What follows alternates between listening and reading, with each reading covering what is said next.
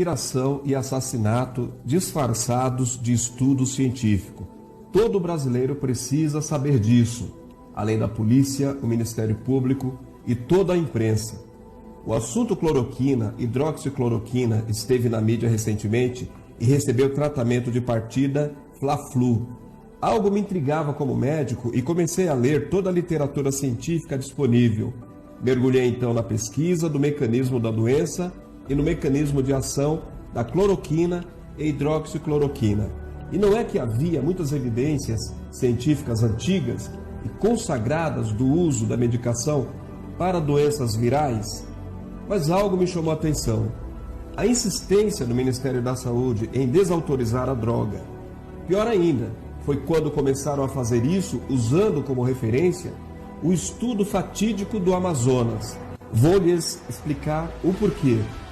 A primeira estranheza foi o Ministério da Saúde e a imprensa inteira começaram a usar tal estudo como referência dos malefícios da cloroquina.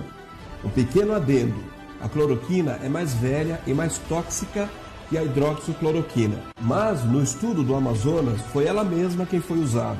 Mas sigamos com minhas interrogações e observações para que acompanhe meu raciocínio como médico. A dose usada no estudo foi de 900 a 1.200 miligramas por dia durante 10 dias consecutivos, o que acarretou muitos efeitos colaterais e 11 mortes. Mas aí fiquei curioso, por que usaram dessa dose tão alta?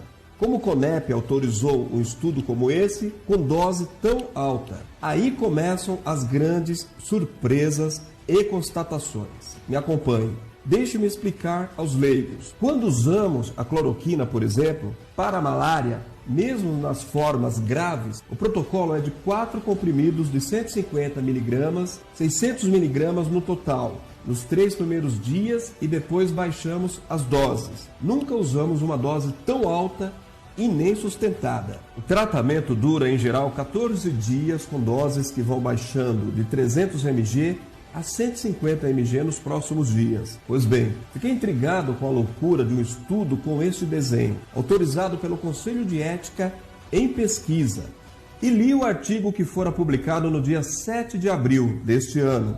Mas no estudo havia um fato curioso.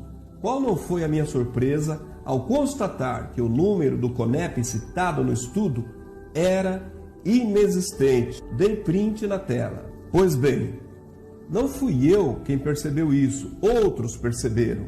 E houve uma veiculação de reportagem no UOL, onde o médico afirmava que aquele estudo sequer tinha autorização para ser realizado.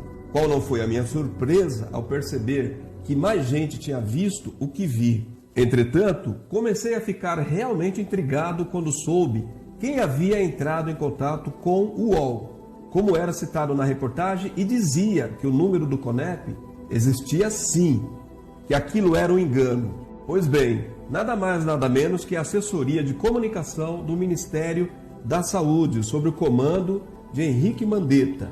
Mas algo me deixou mais perplexo ainda. O número do CONEP era da data posterior à publicação do estudo. Para quem não entende o que isso significa, vou explicar.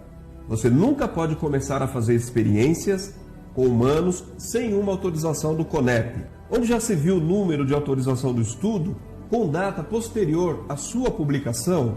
Aí fiquei ainda mais perplexo. Seria possível? Já não podia crer na intencionalidade de atos tão vis. Queria acreditar que tudo não passava de um engano, de um estudo mal sucedido. Mas minha mente e minha intuição me apontavam as evidências de um crime. Fiquei curioso e pensativo.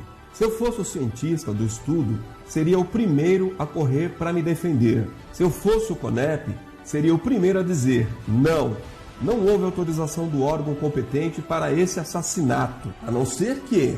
Mas espera aí, por que foi a assessoria de comunicação do Ministério da Saúde quem ligou para o UOL para dizer que havia sim um número no CONEP e acabou por oferecer a prova de uma tentativa de encobrir um absurdo desse? Alto lá! Quem é a assessoria de comunicação do Ministério da Saúde? Hugo Braga, conhecido militante do PCdoB. Inclusive, houve escândalo recente de sua renovação de contrato bilionário feita por Mandetta. Mas esperem aí, Quem eram os pesquisadores que assinavam o estudo? Marcos Vinícius Guimarães de Lacerda, médico e militante político da esquerda, ligado à Fiocruz. Os pesquisadores, idem. E para completar, adivinhem quem foi a cardiologista que colocou seu nome no estudo?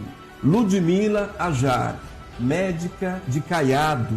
Senhores, se isso não foi uma conspiração e um crime contra a vida e de ordem política, eu nem sei mais o que é crime contra a vida e contra a nação. O autor desse texto é o Dr. Paolo Zanotto. Ele é professor da USP e reconhecido pesquisador da FAPESP. Esse texto foi extraído da timeline do Dr. Paolo Zanotto e Lucília.